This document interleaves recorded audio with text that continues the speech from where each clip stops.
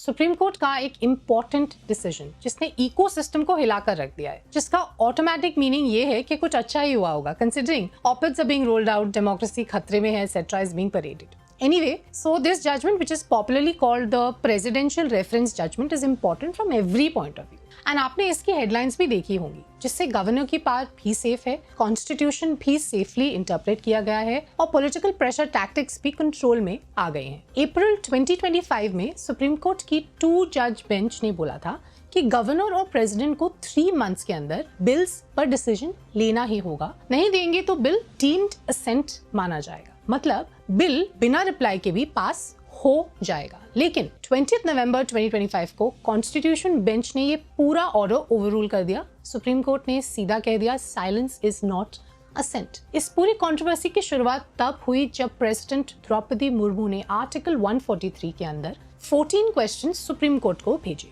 सवाल थे, क्या कोर्ट टाइमलाइन फिक्स कर सकता है? क्या गवर्नर को टाइम बाउंड करना कॉन्स्टिट्यूशनल है? इन्हीं क्वेश्चंस का जवाब देने के लिए बेंच बना. Justice Suryakant, justice Vikramnath, justice PS Narasimha, justice AS Chandurkar and bench को लीड कर रहे थे CJI BR Gavai. No stopwatch for governors. Constitution ने कोई टाइमलाइन मेंशन नहीं की और कोर्ट्स भी नहीं इम्पोज कर सकती इन्हें. Number 2, silence is not equal to assent. Deemed assent का कॉन्सेप्ट रिजेक्ट किया गया. गवर्नर रिप्लाई नहीं करे तो बिल ऑटोमेटिकली पास नहीं होगा. नंबर 3, गवर्नर भी बिल्स को रोक नहीं सकते. आर्टिकल 200 के हिसाब से बिल वापस भेजना मैंडेटरी है. पॉकेट वीटो अलाउड नहीं है. Number 4, court limited mandamus issue कर सकता है. डिले प्रोलॉन्ग हो तो गवर्नर को काम करने को कह सकता है. कोर्ट ने एक लाइन बहुत पावरफुल बोली, constitution has elasticity not rigidity. So basically courts और गवर्नर्स दोनों की लिमिट्स हैं. Bottom line, courts